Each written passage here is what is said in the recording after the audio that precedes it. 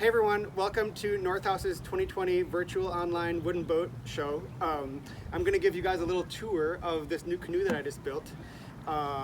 It's a fundraiser for the local Cook County Chamber of Commerce, which is going to be a raffle.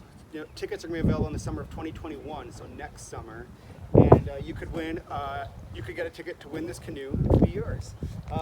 The money is raised to support the local Great Places project, which is a program to give small grants to local businesses to help them beautify their streets and make their businesses more attractive on the outside. So it's a good program.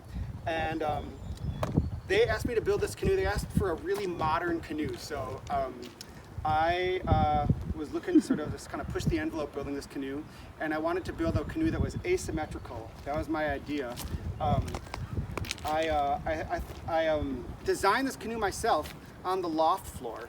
So I lofted this canoe in December of 2019, and the idea was inspired by these Danish sailboats that I really like called spidsgatters.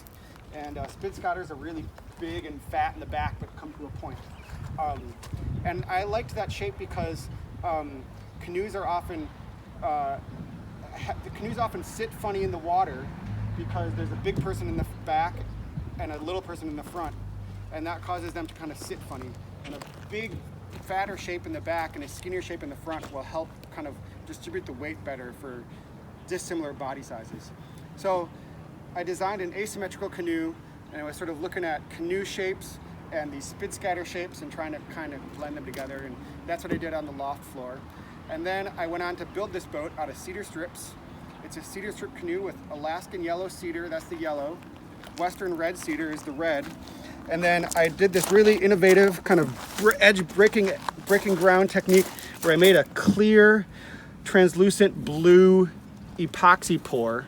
Now it made in a mold and then cut in half, and that became these like translucent blue features on the canoe. So that's pretty exciting. That's some groundbreaking stuff. Canoe's finished off after that with some gunnels that are made out of black locust, which is a really, really hard local wood that's grown in the Midwest. And it's not used for much, but it's actually a great wood for things that need to be really rot-proof and durable. So that's some black locust.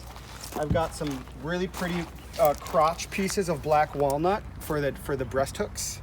I also steam bent some black walnut for this outer stem, which is a nice feature. I wanted to kind of not have the laminated look you see in a lot of cedar strip canoes, but just a big live piece of wood, a little more traditional.